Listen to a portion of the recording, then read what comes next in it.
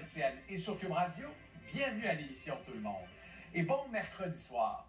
Vous le savez, ça joue dur dans le monde des électroménagers. Les bannières se battent pour vous vendre leurs produits et livrent un autre combat en ce moment face aux pénuries.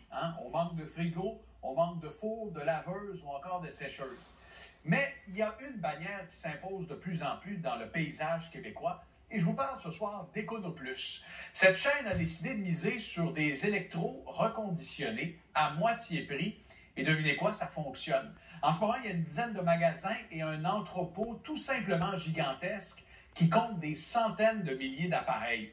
Et vous allez voir, les images sont vraiment impressionnantes. En soi, c'est une belle histoire de réussite, mais elle prend une toute autre saveur quand on pense que les deux entrepreneurs qui sont derrière cette grande aventure étaient pratiquement sans le sou il y a à peu près 20 ans. Et je les ai rencontrés à Anjou ce matin.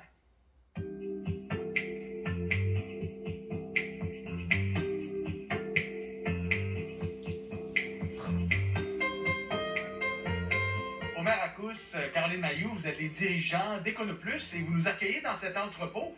Omer, il y a combien d'électroménagers ici? Moi, je peux dire plus que 200 000. Plus que 200 000 frigos, fours, laveuses, sécheuses. Oui. Ben, on a 2 étages. Vous avez 2 étages. Et on sait à quel point c'est difficile de mettre la main sur des électroménagers en ce moment. Caroline, ce sont des électros qui sont reconditionnés? Effectivement. Donc, tous les appareils sont remis à neuf.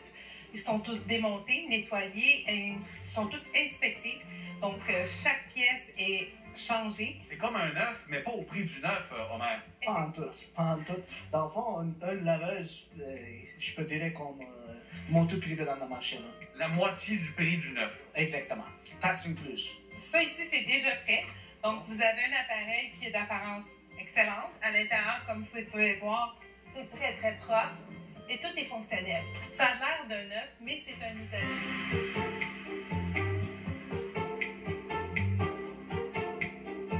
Omer, vous êtes arrivé au Québec en l'an 2000 et vous avez été notamment livreur pour une compagnie d'électroménager. Puis c'est là qu'a germé l'idée de bâtir une entreprise qui allait recycler et reconditionner les électros. Exactement. Exactement. Dans le fond, j'ai vu toutes les électroménagers qui savaient scrap hier. Puis j'ai dit, écoute, ça se peut pas. Il faut qu'on doit faire quelque chose. C'est idée vient de là, puis on a commencé. Fléchel, vous êtes réparatrice d'électroménager. Ici, qu'est-ce que vous êtes en train de faire?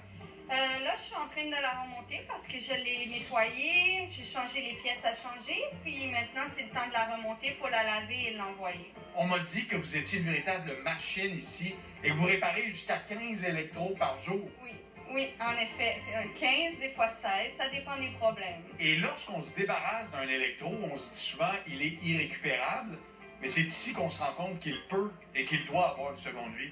En effet, oui. Des fois, on les met à la scrap, puis pourtant, c'est juste une petite thermostat, c'est 15 $. Incroyable quand même. Incroyable, oui. Caroline, on a souvent l'impression que nos bons vieux électros durent pas mal plus longtemps. Est-ce que c'est une vue de l'esprit? Non, pas du tout, c'est vraiment vrai. Donc, les anciens appareils, de la manière qui étaient construits, toutes les composantes, la qualité était peut-être beaucoup plus supérieure. Donc, les appareils duraient beaucoup plus longtemps. Donc, oui, c'est vrai, tout à fait.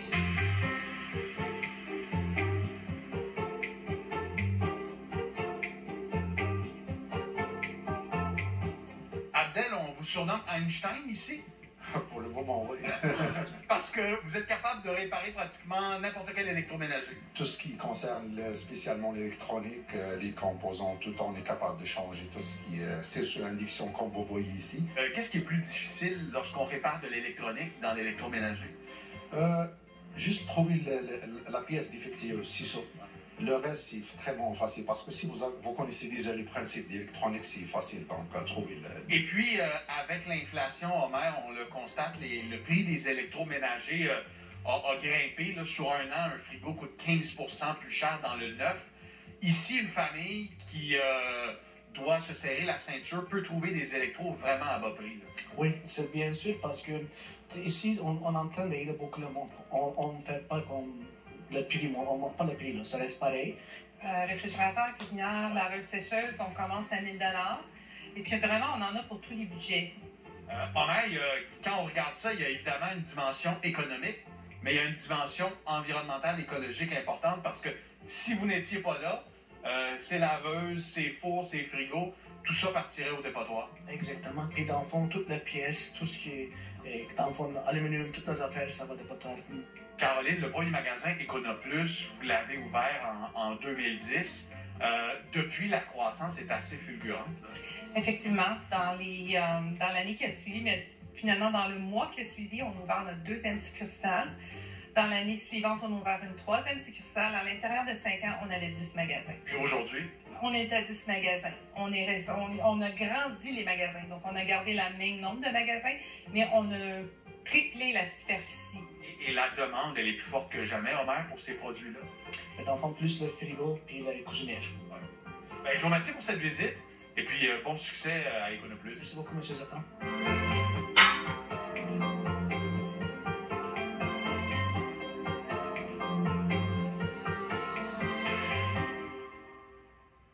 Participez à l'émission.